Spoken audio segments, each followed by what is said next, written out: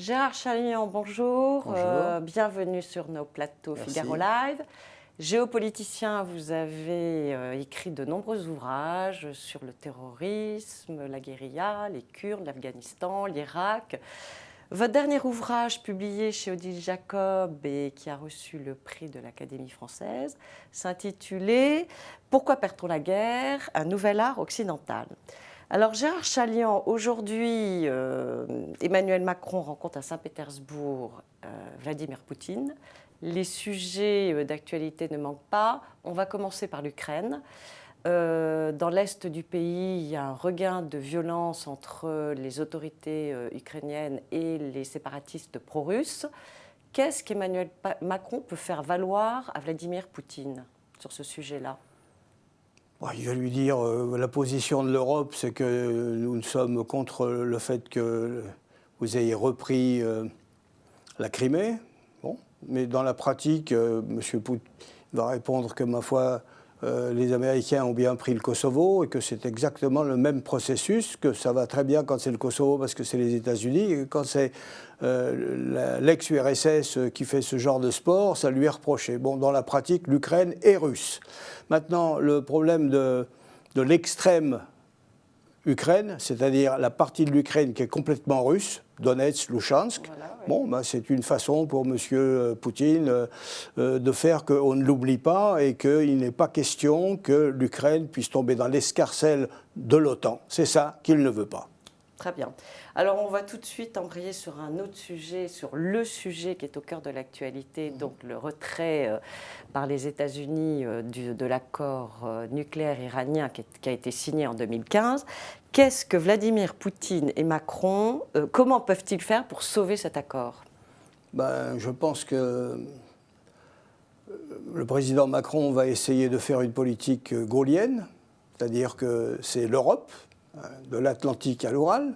C'est-à-dire qu'il va tenter de dire, voilà, nous avons les mêmes intérêts, nous voulons que cet accord puisse survivre. Les Anglais sont d'accord, les Allemands sont d'accord, nous, bien sûr, Français, nous le sommes, et puis il y a d'autres pays européens qui marchent avec nous. Le diktat économique de M. Trump, nous ne l'acceptons pas. Ça, on en reparlera plus tard, le multilatéralisme disparaît. Donc il faut faire quelque chose. Est-ce que vous êtes d'accord pour marcher avec nous? C'est ça qui va se passer. Poutine le suivra? Poutine ne va pas le suivre. Il va faire qu'il a toujours été d'accord. C'est-à-dire que le diktat américain, ça n'a jamais arrangé les Russes. Et, au contraire, l'occasion est trop belle pour tenter justement de s'entendre sur ce sujet.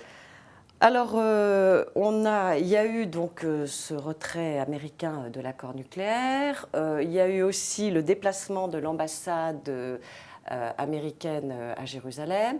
Tout ça a ravivé les tensions au Moyen-Orient. Est-ce que vous faites partie de ceux qui craignent vraiment qu'il y ait la guerre au Moyen-Orient? Bon, personnellement, je n'y crois pas. Je pense que la tension va être extrêmement vive, mais je ne pense pas qu'on ira jusqu'à l'affrontement guerrier. L'escarmouche, c'est une chose. Vous voyez, bon, par exemple, les Israéliens, à plusieurs reprises, ont bombardé des objectifs qui étaient notoirement iraniens. Bon, les Iraniens ont répondu une fois sur le Golan, c'est-à-dire dans une zone non peuplée, pour bien montrer qu'il n'est pas question qu'on vous donne l'occasion de nous frapper. Bon, je ne pense pas que M. Trump poussera l'excès jusqu'à vouloir déclencher une guerre. Ce qu'il préférerait de très loin, c'est la torsion de bras, la sanction extrême qui oblige les Iraniens à avoir des difficultés encore plus grandes que celles qu'ils connaissent et, si possible, un changement de régime, en tout cas contribuer à un changement de régime. Ça, ce serait le grand succès de M.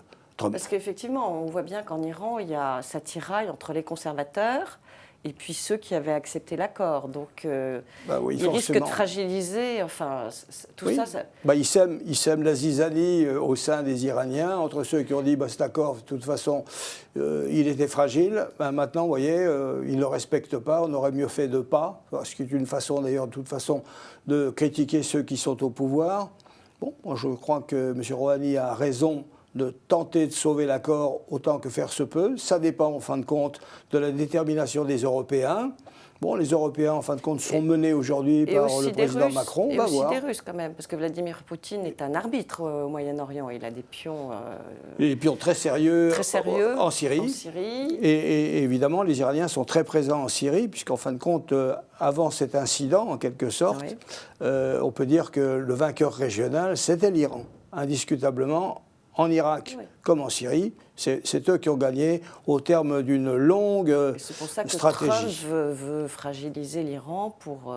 Est-ce qu'il peut effacer l'Iran, enfin, comment dire, vraiment réduire la carte de l'Iran au sein du Moyen-Orient grâce à ce retrait?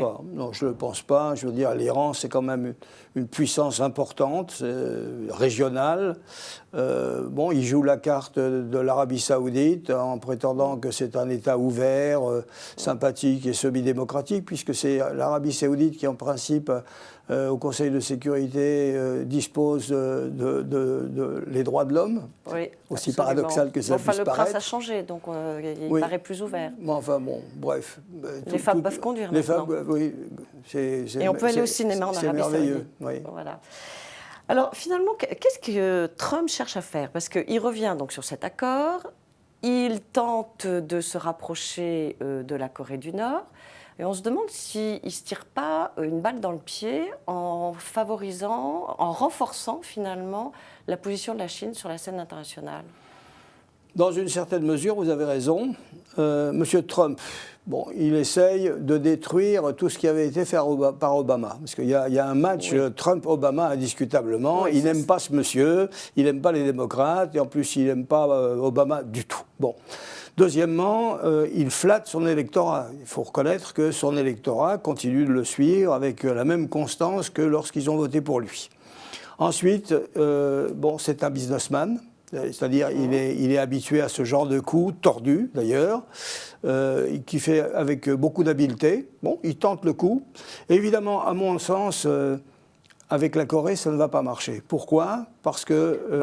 on voit déjà que la Corée du Nord se rapproche de la Chine.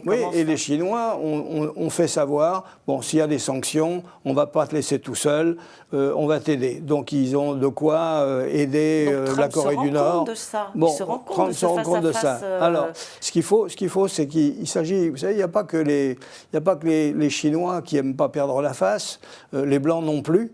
Oui. Monsieur Trump ne va pas perdre la face. Il faut qu'il s'arrange à montrer que malgré tout, il a fait un pas en avant quelque part. Alors c'est à lui de voir qu'est-ce qu'il va faire. Est-ce que par exemple il peut faire signer la paix entre le Nord et le Sud? Ça ne lui coûte rien, mais enfin, une paix qui n'est pas signée depuis 1953, bon, c'est quand même un succès. Il peut prétendre à ce fameux Nobel de la paix qu'il brigue. Très bien, mais si le dirigeant de la Corée du Nord lui dit moi je ne dénucléarise pas, il perd. Oui. Il perd la face. Dans une certaine mesure, il faut qu'il fasse ça, comment dirais-je, en souplesse, M. Kim. Il faut qu'il y aille doucement. Il ne s'agit pas de faire perdre la face à un adversaire plus puissant que soi. Hein, c'est une des données de base. Même si on sait qu'on a les Chinois derrière soi. Même si les experts savent qu'il a échoué, il faut en tout cas que ceux qui ont voté pour lui aient le sentiment qu'il a marqué des points. Voilà, c'est cette partie-là qu'il joue. Il est habile, il va s'en sortir. Il n'aura pas le triomphe qu'il espérait, c'est-à-dire obliger l'adversaire à véritablement se dépouiller de son bouclier et être tout nu. Il faut bien reconnaître qu'après avoir violé ce qui a été fait sur l'Iran, il n'est pas très rassurant de se dire bon, j'abandonne tout et j'attends qu'il soit gentil avec moi. Oui, donc ce que vous voulez dire, c'est que Trump finalement va réussir à sauver la face, c'est ça? Je pense. D'accord, très bien.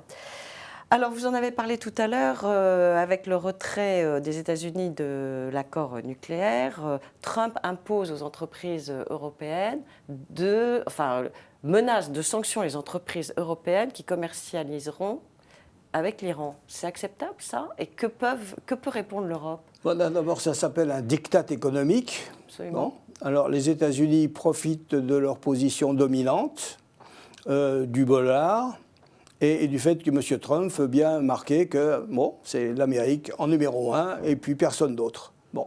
Alors, c'est une atteinte importante au multilatéralisme. Les Européens, cette fois, ils doivent choisir. Ou bien ils consentent, si vous voulez, à jouer le rôle mineur d'alliés sympathiques, mais qui finalement n'ont pas grand-chose à dire, sauf oui et une fois de temps en temps, comme en 2003, non. Cette fois-ci, ils sont en quelque sorte sommés de trouver les moyens de dire non. Ces moyens, c'est quoi? C'est de commercialiser dans une autre monnaie que le dollar, c'est ça? Par exemple, il y a l'euro. Il y a le fait aussi de nous fédérer davantage, c'est-à-dire qu'il faut qu'on ait des institutions qui soient plus cohérentes. Il faut bien reconnaître que l'Europe, très franchement, depuis des années et des années, n'a pas fait grand-chose. Quand l'Union soviétique est tombée, en 1991, nous avions perdu l'adversaire, celui qui faisait peur, qui était au-dessus de nos moyens. Bon, qu'est-ce qu'on a fait? Rien. Nous avons étendu l'Europe sur les conseils américains qui voulaient repousser l'ex-URSS aux frontières de la Russie. Dernier acte, l'Ukraine. Ouais. Bon, bah, nous, on a laissé faire. On ne s'est pas doté comment dirais-je, de moyens d'exercer une politique commune, moins encore de moyens militaires pour faire que finalement la voie de l'Europe, ce n'est pas seulement les droits de l'homme. On peut pas faire une politique en disant, bon, avec les droits de l'homme, vous rentrez dans le club. On a fait rentrer d'ailleurs des gens qui ne les respectaient pas et qui ne les respectent toujours pas. Alors, il y a une autre actualité justement en Europe, c'est la nomination de Giuseppe Conte en Italie, donc, qui se retrouve à la tête d'un gouvernement d'union anti-système et d'extrême droite. Est-ce que, l'Europe regarde ça est très intriguée parce que l'Italie va obtenir. Est-ce que l'Europe peut changer sous ces coups de butoir vis-à-vis de Bruxelles quand même, en montrant que la politique européenne a ses limites, ça ne va pas? Bon, indiscutablement, nous sommes en crise. Il y a eu l'affaire des migrants, il y a eu tout ça. Oui, il y a le rejet de ces vagues migratoires. On a le Brexit, on a à la fois la crise en Italie, on a un certain nombre de problèmes avec Bruxelles, et on a surtout ce problème avec M. Trump. C'est-à-dire que c'est le moment ou jamais de revoir la copie de l'Europe. Il faut absolument la conserver, mais il faut lui donner les moyens de survivre. C'est-à-dire que il faut avoir une politique monétaire, il faut avoir une politique commune, il faut avoir une politique qui est accordée sur le plan de l'immigration. Il faut s'entendre là-dessus. Est-ce que l'idée des quotas, c'était une bonne chose qui avait été...